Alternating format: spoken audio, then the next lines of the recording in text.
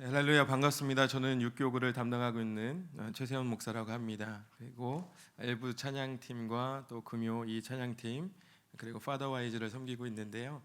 저를 아시는 분도 계실 거고 처음 뵙는 분도 계실 줄로 압니다. 굉장히 떨리는 마음으로 이 자리에 섰는데 그래도 저 감사하게 저희 육교구 우리 분들이 세 분이나 찬양팀에 계셔서 굉장히 마음이 위로가 되고 또 기쁜 마음 금할 수 없습니다. 여기서 뵈는 또 새로운 느낌이네요. 네. 아무튼 하나님의 말씀은 사람이 전하지만 은혜는 하나님께서 주신 줄로 믿습니다.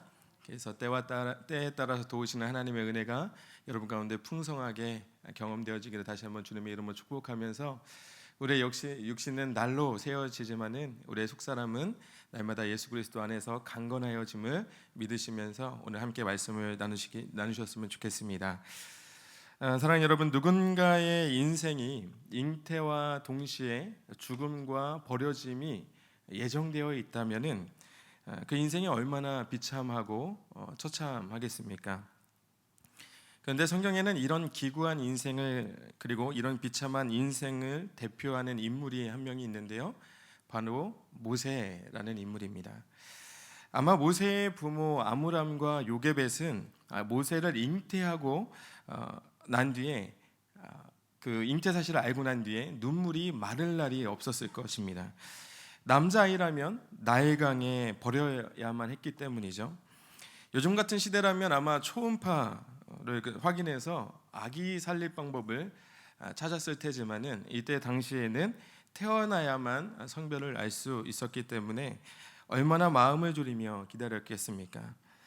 그런데 모세의 기구한 인생의 시작은 여기서 끝이 아닙니다.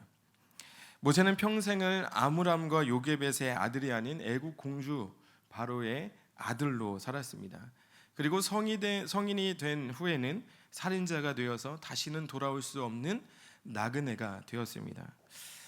사랑하는 여러분, 모세의 이 기구한 인생, 이렇게 살고 싶은 사람은 아마 아무도 없을 것입니다.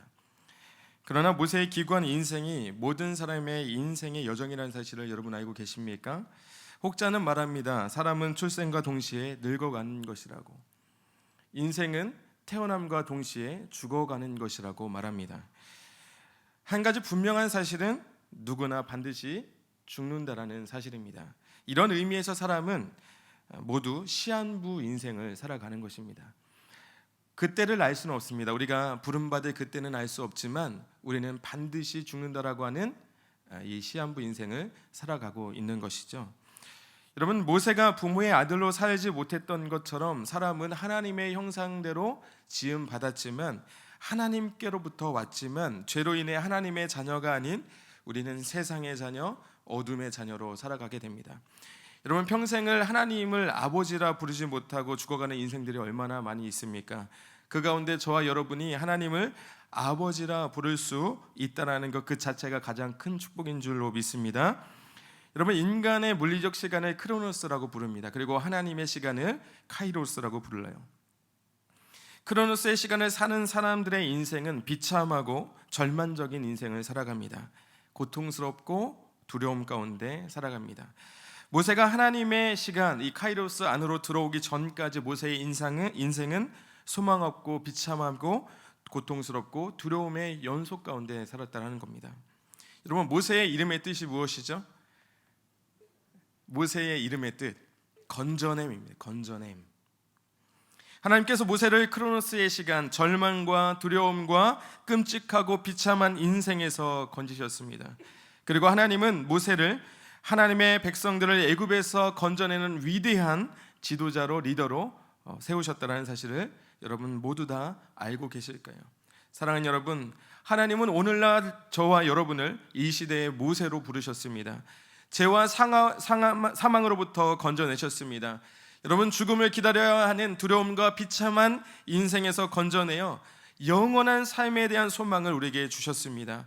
이제 우리는 크로노스의 시간을 사는 사람들이 아니라 카이로스 안에서 크로노스의 시간을 살아가고 있는 저와 여러분이라는 사실을 기억하며 믿음으로 또 기쁨으로 평강으로 살아갈 수 있는 여러분 되시기를 주님의 이름으로 축복합니다. 여러분, 모세를 위대한 리더로 만든 이 카이로스의 시간, 이 하나님의 시간, 모세만이 아니라 이제는 우리가 마주해야 되는 카이로스의 시간이 있습니다. 그 시간에 대해서 우리가 함께 나누기를 원합니다. 첫 번째 카이로스의 시간은 미디안의 시간입니다. 모세는 애굽 사람을 죽인 후에 미디안으로 도망을 갑니다. 여러분, 미디안은 지금의 사우디아라비아 지역이에요. 자, 애굽은 이제 이집트죠. 지금의 이집트, 사우디아라비아. 자, 애굽에서 미디안까지의 거리, 직선거리로 가도 400km가 넘습니다. 광야를 가로질러 가야 도착할 수 있는 곳이 바로 이 사우디아라비아, 이 미디안 지역입니다. 여러분, 모세가 왜 이렇게 멀리 도망갔을까요? 지도를 딱 펴놓고 보면, 단면적으로 보면 애굽은 동쪽 끝입니다. 미디안은 서쪽 끝이에요. 왜 이렇게 도망갔을까요? 모세가 붙잡히지 않겠다라는 의지, 내가 다시는 돌아가지 않겠다는 의지, 아무도 모르는 곳에서 내가 새로운 인생을 살아가겠다라고 하는 의지 아니었겠습니까? 결국 모세는 미디안에서 이집트의 왕자에서 목자로 완벽하게 신분 세탁에 성공합니다. 그리고 40년간을 장인 이드로의 양떼를 돌보는 목자로 살았습니다. 여러분, 목자에게 가장 중요한 일 무엇일까요? 목자가 해야 되는 가장 중요한 일, 양 치는 일이요, 그렇죠? 양을 치는 일입니다. 여러분, 당시는 이제 유목 생활이었죠. 정착 생활이 아니고 유목 생활이었습니다. 그리고 가축은 재산일 뿐만 아니라 우리에게 이로할 양식을 주는 짐승이기도 했어요. 그래서 굉장히 중요했습니다. 그래서 유목 생활에서 가장 중요한 것은 사람의 필요에 따라서 이동하고 정착하는 생활이 아니고 양들에게, 가축들에게, 짐승들의 목초지를 찾는 것이 목자가 해야 되는 가장 중요하고 우선되는 일이었어요. 그러니까 시편 23편의 다윗에게 있어서 여호와는 나의 목자시니 내게 부족함이 없다고 하는 이 고백은요, 아주 주님을 신뢰해야만이 나올 수 있는 고백입니다. 여러분, 다윗은 원래 직업이 뭐였죠? 양치기였어요. 목자였다, 이 말입니다. 그러니까 목자가 해야 되는 일이 어떤 일인지 너무 잘 알고 있었어요. 양이 풀을 뜯고 있습니다. 그러면 목자는 양을 돌보는 일을 할 뿐만 아니라 그 다음 목초지가 어디 있는지를 살펴야 되는 거예요. 내 양들에게 물을 먹일 장소, 그리고 목초지를 찾아가는 것이 이 목자에게 가장 중요한 일입니다.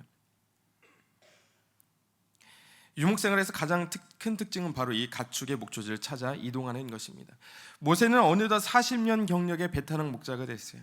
이제는 어디에 목초지가 있는지, 그리고 다음에는 어디로 가야 되는지 아마 모세는 너무나도 잘 알고 있었을 겁니다. 자, 출애굽기 3장 1절 말씀, 오늘 본문 말씀 한번 보시죠. 오늘 본문 말씀 1절 말씀입니다. 모세가 그의 장인 미디안 제사장 이드로의 양떼를 치더니 그떼를 광야 서쪽으로 인도하여 하나님의 산 호렙에 이르렀다 기록합니다. 여러분, 지금 살고 있는 곳이 어디라고요? 미디안. 사우디아라비아 동쪽 끝입니다. 그런데 오늘 본문은 광야 서쪽으로 인도하여 하나님의 산 호렙에 이르렀다 말하는 거예요. 저는 모세의 이 이동 경로를 보면서 양떼들을 이끌고 서쪽으로 인도해서 시내반도의 남쪽 끝에 있는 이 호렙산에 이르렀다고 하는 이 사실이 별로 이해가 가지가 않았어요. 왜냐하면 아까 말씀드렸던 것처럼 단면적인 위치로 보면 동쪽 끝에서 서쪽으로 가야 됩니다. 그러면 신학자 로젠뮬러라고 하는 사람이 있어요. 그 사람이 어떻게 이야기를 했냐면은 시내반도에서 가장 높은 지대에 있습니다. 호렙이 시내반도 가장 높은 지대에 위치해 있지만 매우 비옥한 골짜기들이 있어서 목초지로 안성맞춤이라고 그랬어요. 자, 모세가 양떼를 이끌고 호렙을 찾았다면 아마 그곳에 비옥한 이 골짜기들이 곳곳에 있었다는 것을 이미 알고 있었다고 생각하는 것이 합리적인 거예요. 자, 아라비아 반도를 떠나서 시내반도의 가장 남쪽까지 오는데 가장 짧은 거리는 어떻게 와야 되냐면 아카바만이라고 하는 홍해를 배를 타고 건너는 거예요. 이게 가장 빠른 길입니다. 그런데 그 수많은 양떼를 이끌고 배를 탔을 리는 만무하고, 그러면 딱 한 가지 길밖에 없어요. 그 아카바만을 우회해서 돌아서 수백 킬로미터를 남하에서 오는 길밖에는 없습니다. 그러니까 모세가 이 호렙산이라고 하는 시내반도 끝에 있는 호렙이라고 하는 지역에 비옥한 골짜기가 있다는 사실을 알지 않았다면은 이 도전을 하지 않았을 거라 이 말입니다. 그러면 우리는 이렇게 생각해 볼 수 있습니다. 모세가 애굽에서 도망쳐서 호렙을 거쳐서 미디안 땅으로 갔을 가능성에 대해서 우리는 한 번쯤 생각해 볼 수 있다는 거예요. 자, 어찌됐든 간에 제가 이야기하고 싶은, 우리가 주목해야 될 것은 이 이야기가 아니라 그 다음입니다. 오늘 본문 1절 말씀 맨 끝에 우리가 주목해야 될 부분이 있습니다. 하나님의 산이라고 하는 명칭이에요. 여러분, 사실 호렙이라고 하는 그 단어의 의미는 쓸모없는 땅이라는 의미가 있어요. 쓸모없는 땅. 그런데 어떻게 그곳이 하나님의 산이 되었습니까? 호렙이라고 하는 쓸모없는 땅이 어떻게 하나님의 산이라고 불릴 수 있었겠냐는 거예요. 여러분, 하나님의 산, 호렙산이 하나님의 산으로 불리게 된 것은 출애굽한 이스라엘과 언약을 맺기 위해 하나님께서 이 호렙에 임재하셨기 때문에 하나님의 산이라고 그때부터 불리기 시작한 거예요.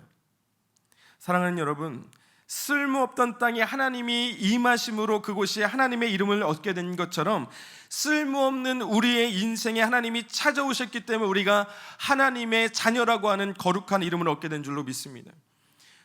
우리는 쓸모없는 인생들이에요. 우리는 태어나서부터 죽음을 향해 가는 사람들입니다.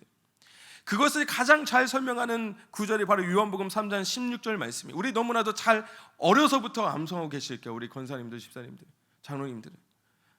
하나님이 세상을 이처럼 사랑하사 독생자를 주셨으니 이는 그를 믿는 자마다 멸망하지 않고 영생을 얻게 하려 하심이라. 그를 믿는 자는 멸망하지 않습니다. 그렇다면 반대로 그를 믿지 않는 우리 인간의 상태는 어떤 상태예요? 멸망으로 가는 상태예요.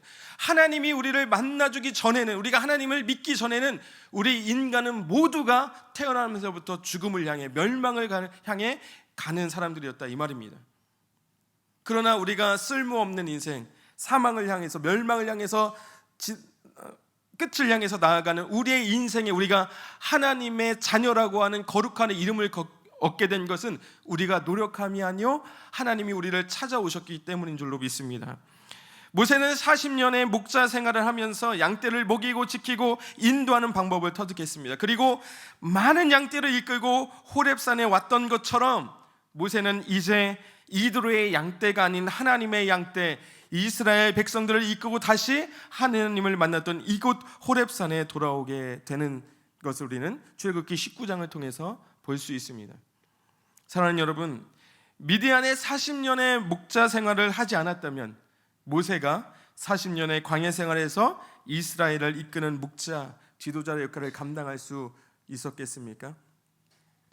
40년의 미디안의 시간은 모세를 하나님의 양떼를 이끌 완벽한 목자, 지도자를 만드는 시간이었음을 믿으시기를 축복합니다. 여러분, 카이로스의 시간을 우리가 살아간다는 것은 우리에게 부와 명예와 영광을 얻는 시간이 아니라 하나님의 사람으로 만들어져가는 시간이라는 겁니다. 내가 하나님의 자녀가 되었다고 해서 우리가 단번에 우리가 명예와 그리고 권력과 힘과 명예를 얻는 것이 아니에요. 영광을 얻는 것이 아닙니다. 우리는 이 미디안의 시간이 필요해요. 카이로스의 시간 안에서 우리는 크로노스의 시간을 동시에 살아가는 겁니다. 하나님의 자녀로 성숙해져가는 시간, 바로 이것이 카이로스의 시간입니다. 지금 우리가 살아가는 삶의 여정은 바로 인생이라고 하는 이 미디안의 시간으로 살아가고 있다는 것, 하나님이 나의 목자이심을 믿고 따라가는 그 시간임을 우리가 다시 한번 기억하시기를 축복합니다. 두 번째 카이로스의 시간은 어떤 시간이냐면 호렙의 시간입니다. 자, 미디안의 시간이 하나님의 사람으로 만들어가는 시간이었다고 한다면 이 호렙의 시간은 하나님과 만나는 시간이에요. 여러분, 호렙에 도착해서 양떼를 먹이고 있을 때 모세는 아주 이상한 광경을 보게 됩니다. 떨기나무에 불이 붙었는데 그 떨기나무가 타지 않는 것을 보고 놀라지 않을 수 없었어요. 왜냐하면 떨기나무는 풍성한 큰 나무가 아닙니다.